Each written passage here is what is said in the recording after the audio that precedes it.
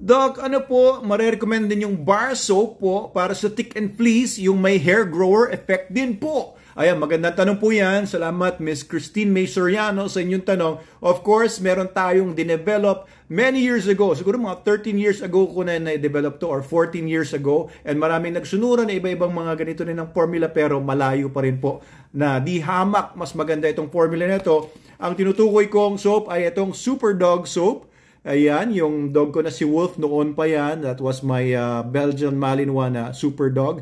And ito pong bar soap na to ay mayroong 5 solid na mga ingredients. Una, ang base nito ay coconut oil, kaya maganda sa balat. Hindi nyo na kailangan mag-vitamin E dahil yung coconut oil may effect siya na talagang gumaganda talaga yung cell replacement niya, yung mitosis ng cells niya. Very healthy yung skin. Kaya maganda rin yung effect sa coat dahil syempre dapat healthy yung skin bago mag-produce yan ng mga hairs.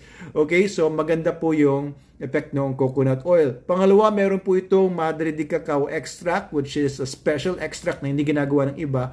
Na itong Madre de Cacao natin, ang unang-unang naglagay, tayo unang-unang naglagay ng Madre de Cacao sa soap na pang-aso. Okay, na nakuha ko yung idea from one of my classmates noon sa UP BetMed, sa UP Diliman. Thesis niya kasi yung Madre de Cacao, and I found it very effective.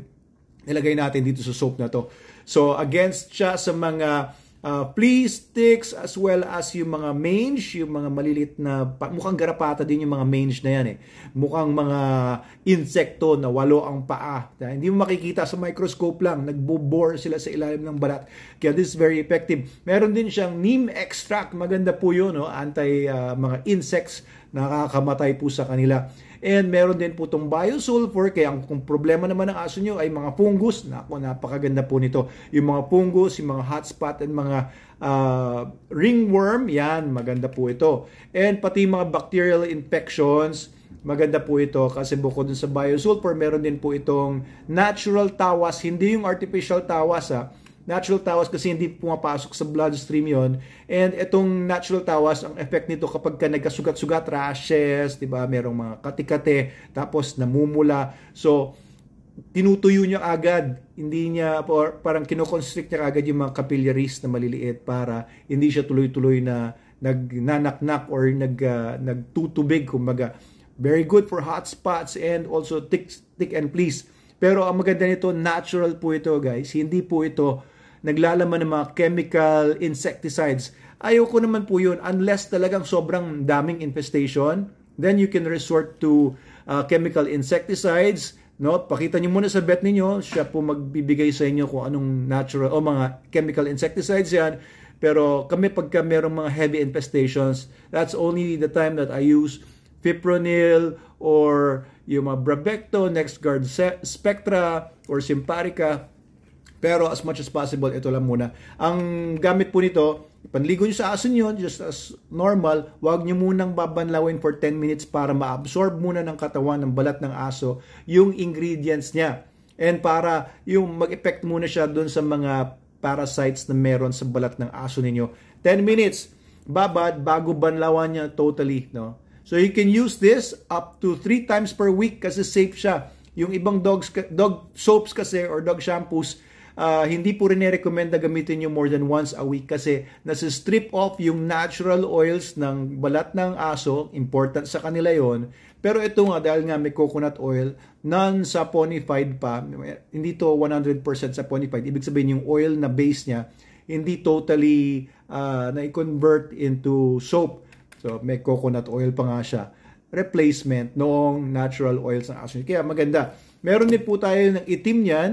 Ilalagay ko lahat sa TikTok, no, sa ating yellow basket para pwede kayong umorder. Black, same ingredients nito, pero dinagdagan ko pa ng activated carbon. It's a good toxic binder. Kahit yung mga nalalason, pinapakain ng activated carbon para higupin ng activated carbon yung mga toxins na ingest, na kain. So ito rin, inihigup niya yung toxins dun sa balat kasi yung mga bacteria, yung mga iba-ibang mga pathogens ay nagkakos din yan na naglalabas din mga toxins yan. And it could be poisonous dun sa balat. Ito naman pong isa, it's the same din ingredients, plus may minty cool lang. Pag mainit ang panahon, ako, matutuwa yung aso nyo dito kasi meron siyang minty cool, medyo malalamigan siya. Meron din po tayo nitong hair grower, no? Itong Super Dog Shampoo and Conditioner Bar. It's the first shampoo and conditioner bar na ginaya na rin ng iba. Pero ito, may aloe vera extract siya at saka iba pang sangkap na nagpapangyari na mas mabilis mag-grow yung coat ng aso ninyo. Very good ito, very effective pati. Alam niyo, kahit ito naman, effective din sila. Pero if you really want, faster hair growth, ito po, Super Dog Shampoo and Conditioner Bar. Para naman sa mga puppies, may maganda rin yung effect niya, pero very sensitive yung mga puppies or ibang dogs na very sensitive. Use this Super Dog Soap na, ayan, for young puppies. Okay, so maganda po yung lahat itong mga soaps na to. Meron din po tayong pantao. Ayan, dinevelop ko ito kasi ginagamit ng mga tao dati.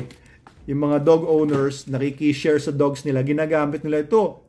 Yung mga panot, ang dami ko nang narinig ng mga panot. Kahit yung father-in-law ko, napapanot ko siya, ginamit niya yung ating mga soaps.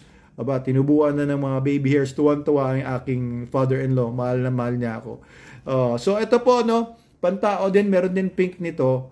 It's the same effect pero for humans na po yung formula nito. May dagdag tong honey, may konting vitamins para mas maganda pa ang epekto. Ito ang ginagamit ko for the past 13 years. Wala akong ibang ginagamit na soap or shampoo. Ito rin ginagamit ko yung shampoo ko. Makapal pa rin buhok ko, di ba? I'm 48 years old and hindi pa naman ako napapanot. Okay, so may lahi kaming panot, Yung tito ko ay long hair na kalbo yun. Kalbo yung ibabaw, tas long hair siya. Tapos, father ko, grandfathers ko, puro mga napapanot. Pero, yan. Guru epekto yan itong Super Dog Soap. Ilagay ko lahat sa TikTok shop natin. Available din to sa Lazada, sa Shopee, and sa dealers natin nationwide. Message nyo lang kami kung gusto nyo umorder at malaman kung saan nabibili. I-forward namin sa inyo yung mga shops. Okay, thank you po, Ma'am Christine. Sa inyong tanong. Ito po, against ticks and fleas sila, okay? Pero hindi po ganun ka drastic ang effect, Kaya you might need to use chemicals kapag sobrang dami. Ito pa, pag may mga ticks and fleas sa bahay ninyo, hindi lang yung aso nyo mismo ang ititreat ninyo, kundi yung buong paligid. Pwede nyo gamitan kung may mga walls na may mga cracks, nangingitlog doon yung mga garapata. Gamitan nyo po ng Sevin spray, para insecticide yan. Tapos banlawan nyo after 30 minutes para yung mga nakatago sa mga cracks ay mamatay din. And kapag kumukuha kayo ng mga, iba kasi bumubunot ng mga garapata mula sa mga aso, tapos titirisin, papatayin na, tapos tinitiris kung saan-saan. Alam niyo, pag tiniris niyo yan, kakalat lang yung mga itlog. And eventually, mag-hatch din yun. Magiging garapata din yun. Dadami pa rin yan sa bahay ninyo. Kaya, wag niyo silang pindutin o drugin. Nung bata pa kami, yung best friend ko si Richard pinambabaril namin sa air rifle imbes na pellet, yung mga lead pellets nilalagay namin, garapata nilalagay, binabaril namin isa't isa. Ang sakit pero parang may dugo effect siya. Yak, di ba? Anyway, ayun po. Super Dog Soap, the best dog soaps in the multiverse. At teka, reminder po, yung mga garapata, nagdadala po yan ng mga blood parasites called Ehrlichia canis and iba pang mga rickettsial parasites. Kaya ipacheck nyo po yung dogs ninyo, yung dugo ng dogs ninyo, kung na-infect sila ng mga garapata. Kasi baka dumadami na yung mga blood parasites, hindi nyo alam, tapos later on, hindi nakakain yung aso nyo. Lalo na pag nagpunta na sa chronic phase. Delikado po yan. Ngayon, kung may mga fleas naman yung aso nyo, pwede pong mag-transmit din yan ng ibang mga sakit like tapeworms. O yung tapeworms na ililipat-lipat po yan ng mga pulgas. Yung mga pulgas, yung mabibilis kumalaw. Usually, nandun sila sa base ng tail. Ayan, so, ayan po, bukod po dun sa paghanap nyo ng soap, I hope na appreciate nyo po yung iba pang mga information ito.